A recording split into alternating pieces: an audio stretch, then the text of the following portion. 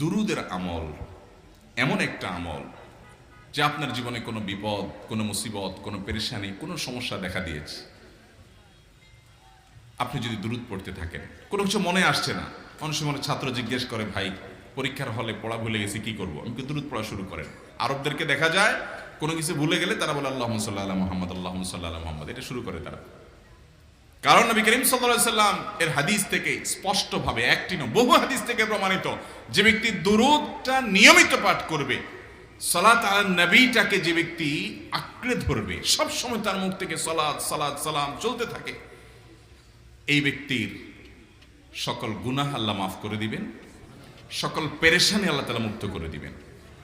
ভাইরা আমার, দুরূদের আমলটা এত গুরুত্বপূর্ণ আমল, এটা আমরা করি এখন।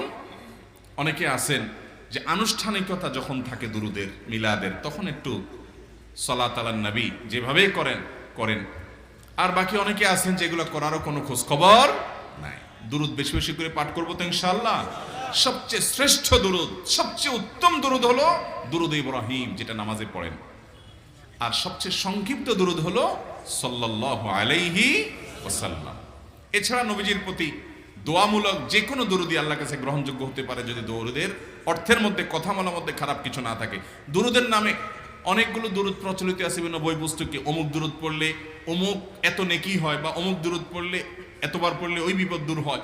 এগুলো কোনো হাদিস নির্দেশিত না, এগুলো হয়তো কারো তাজরিবা, অভিজ্ঞতা নির্ভর। কিন্তু হাদিস নির্দেশিত দুরুদ হলো দুরুদ ইব্রাহিম, আর সবচেয়ে সংক্ষিপ্ত দুরুদ হলো সাল্লাল্লাহু আলাইহি সাল্লাম। অর্থের ভিতরে যদি খারাপ কিছু, শিরকের কিছু না থাকে, নবীকে আবার আল্লাহর পর্যায়ে পৌঁছানোর মতো গোমরাহি যদি না থাকে দুরুদের অর্থের মধ্যে, তাহলে যে কোনো দুরুদই আপনি আল্লাহর কাছে পেশ করতে পারেন। তাহলে 6টা দোয়া হলো কোরআন হাদিসের শত শত সহস্র দোয়ার নির্যাস এবং খোলাসা। তার 1 নম্বর হলো দুরুদের আমল। রহমতুল্লিল আলামিন, আল্লাহর রাসূল, আল্লাহর নবী ওয়াদা করেছেন যে আপনার পেরেশানি দূর হবেই হবে ইনশাআল্লাহ। অতএব দুরুদের আমল বেশি বেশি করবো না ইনশাআল্লাহ। নাম্বার 2, ইস্তেগফার।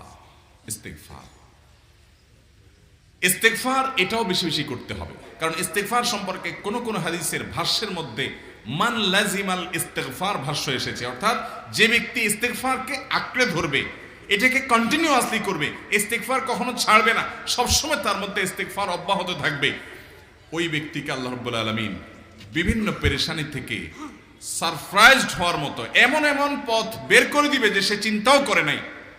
তার পেরেশানি থেকে মুক্তির পথ আল্লাহ তাআলা দেখায় দিবেন। ইস্তেগফার কিভাবে করবেন ভাই? ইস্তেগফার এমন একটা আমল, এটা ছাড়া তো আমাদের উপায় নাই ভাই। ইস্তেগফার আমাদের দুনিয়ার পেরেশানি দূর করবে।